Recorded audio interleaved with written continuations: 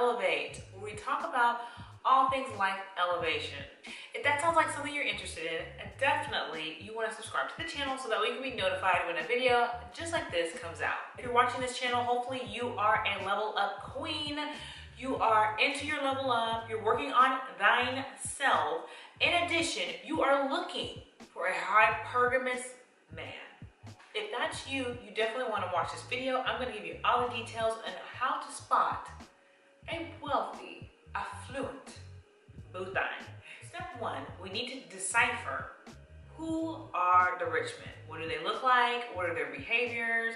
What are they going to wear? What are the indicators?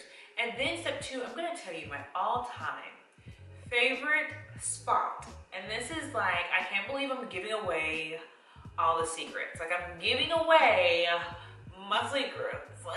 But this is my top favorite place where you can meet some very wealthy men. And by very, I mean, I have personally met a retired NFL player.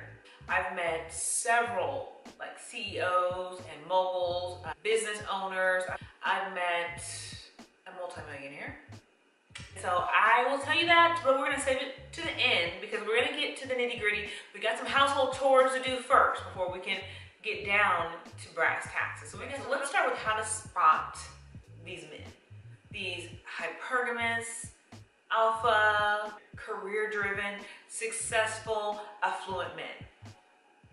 So the first thing I have to say, they're not going to be the most attractive. So if a very attractive guy walks up to you, side eye, because most of these men that are wealthy are average Joes. They're everyday run-of-the-mill. In fact, a lot of them used to be nerds. They're used to like being shut in, spending like 18 hours a day working on their business, working on their craft, working on their investments. A lot of them haven't had the free time to sit around and luxuriate in their beauty. So a lot of them have not kept up with their weight. They've not kept up with their hair. They don't have the fully coiffed hair and the perfect eyebrows. They don't go to the spa that often. Their main focus is making money and providing, because money gives you power, right? Money means I can look any old kind of way and I can still get the best girl. I can still get the baddest girl because I have the money. I don't have to do all this other stuff.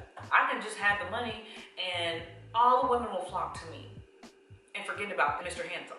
So you'll notice a lot of men with wealth are not going to be the most attractive. They're not going to have the best outfit on, right? They're going to just look very basic. So when a basic guy walks up to me, I listen to what he says.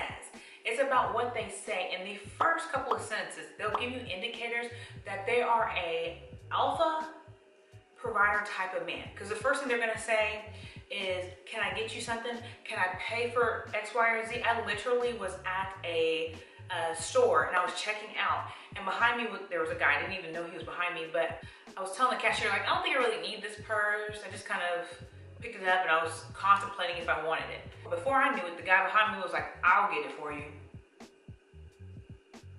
And I was like, okay. I don't know if he thought I was gonna be like, no, but I was like, okay, thank you. So you will automatically see, I've had guys that I was at the grocery store waiting in line, and the guy walked up to me and was like, hey, he was talking to me, right? Like, hey, how's your day? And then he was just like, hey, let me get that for you. Here, I got your groceries, I got it. Hey, I got your gas, I got this. You might be at the coffee shop, and they'll be like, let me grab you a coffee. They're going to be very generous. They're going to offer things, and it's not going to be like, girl, I want to take care of you. It's not going to be that. They're going to show you that they're a provider type.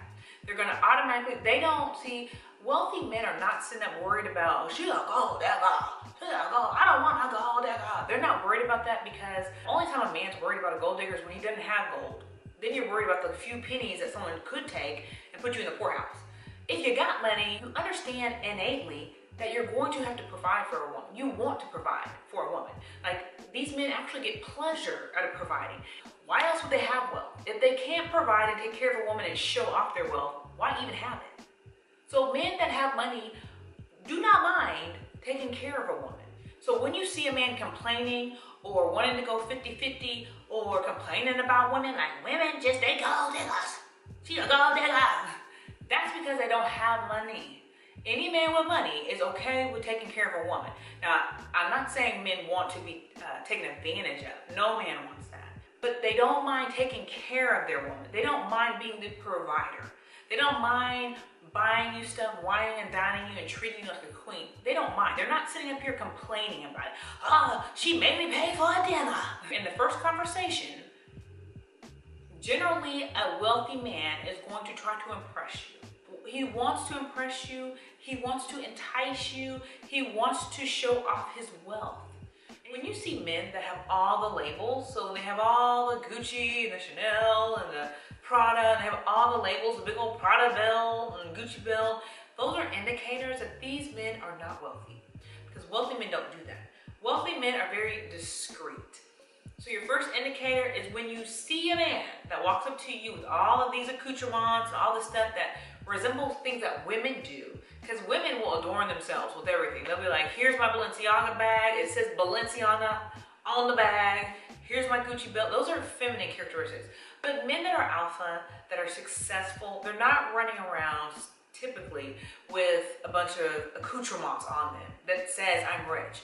Here's why. So a lot of them want to be low-key. They don't want to stand out. They don't want people running around wanting them for their money, and they don't want people jacking them, okay? So you're not going to run around here with $50,000 worth of ice on your neck because you can get jacked and killed for that. So a lot of wealthy men, not only that, but it's tacky. It's tacky when you have this iced out big ass chain on you that's bigger than your nuts. Wait, no, we can't say that. That's bigger than your head. You know, you can't, it's tacky, it's tasteless. And a lot of these men with real money, they're not running around looking tactless and tasteless. They're classy, they're class acts. And their main goal is not to go to the Gucci store, trying to buy all the Gucci. Their main goal is to take that money and invest it into something, invest into a stock. Their mindset is making money and then making some more money. That's where their mind's at. Not the latest fashions. So when you see that, you can already tell that's new money and that's money that won't last long. Rappers are a great example because you'll see the new rappers that will be adorned. I mean, just dripping in ice, it's iced down, diamonds, this and that, and then literally 5-10 years later they'll be starting a OnlyFans because they don't have any money. So that's what new money does. When you look at older rappers that have been in the game for a while that have a real money, not the temporary money, not the first advancement from their label, we tell them they have real money, multi-million, billion-dollar money from investing. But when you look at these people like Dr. Dre, when you look at Jay-Z, they don't look like they have money. I mean, if you hid their face and you just looked at a picture of them from the neck down, you would not think, oh, he's a billionaire. Oh, he's a multi-millionaire.